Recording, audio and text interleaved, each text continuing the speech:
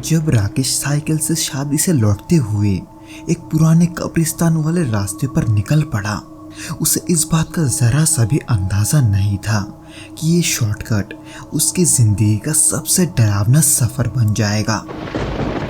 दोस्तों, आज के इस भौतिक घटना के एपिसोड को हम राकेश जी के पॉइंट ऑफ व्यू से सुनेंगे, जिनके साथ ये घटना वास्तव में घटा था।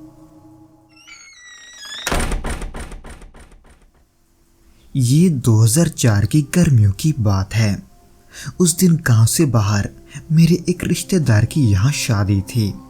पूरे गांव से कई लोग वहां गए हुए थे।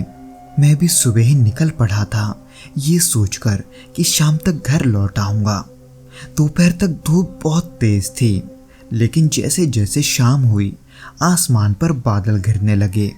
मैं वहीं रिश्तेदारों के बीच बैठा रहा और बातचीत करते करते समय का पता नहीं चला।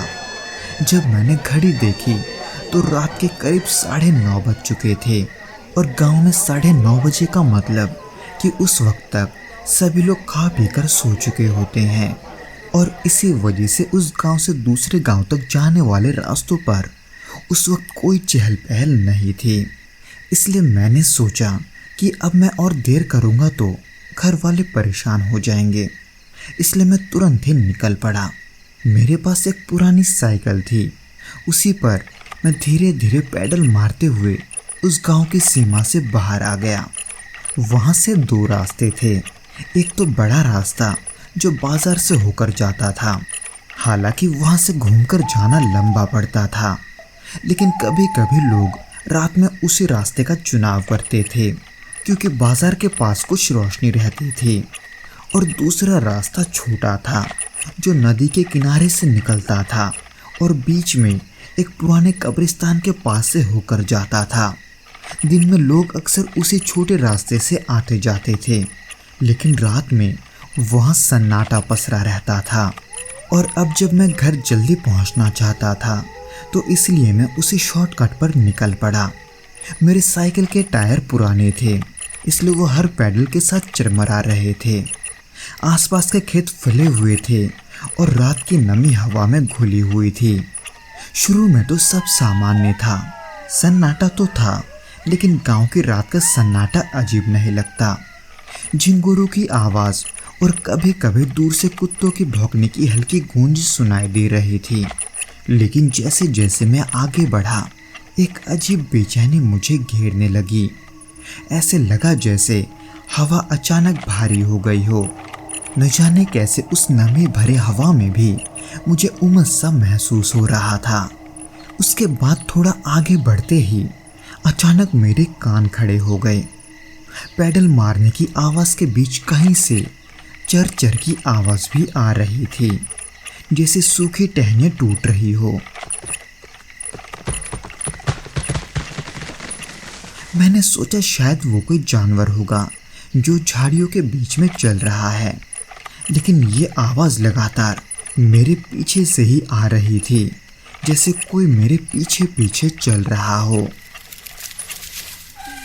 उस आवाज़ को सुनते ही मैंने तुरंत साइकिल को धीमा किया और मैं पीछे मुड़कर देखने लगा, लेकिन अंधेरे में मुझे कुछ भी साफ नहीं दिख रहा था। चारों तरफ खेत और कुछ पेड़ ही थे जो मैं देख पा रहा था। मैंने खुद को समझाया कि शायद ये मेरा वहम है, इसलिए मैं फिर से पैडल मारते हुए आगे बढ़ने लगा। लेकिन डर वो अब धीरे धीरे मेरे भीतर जगह बना रहा था। फिर उसके थोड़ी देर के बाद अचानक हवा का एक झोंका आया।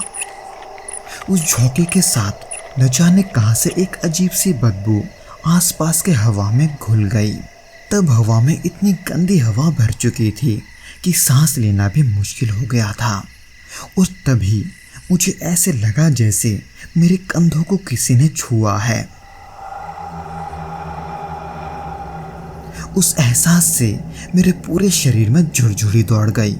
शुरू में तो मुझे ये समझ में नहीं आया कि आखिर मेरे साथ अभी क्या हुआ, और तभी फिर से मुझे अपने कंधे पर एक ठंडी सी नमी का एहसास हुआ, जैसे किसी ने गीला हाथ वहां रख दिया हो।